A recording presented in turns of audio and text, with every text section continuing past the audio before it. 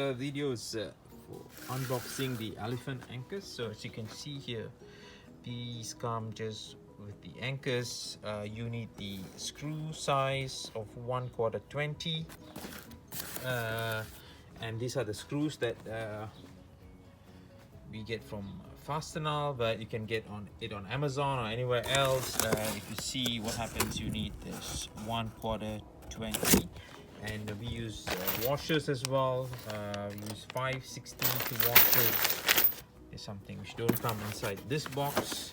So this is just the anchors.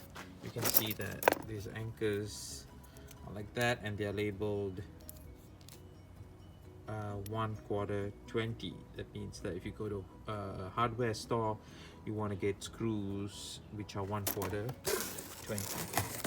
Okay, 1/4 screws, something like this. They look something like this.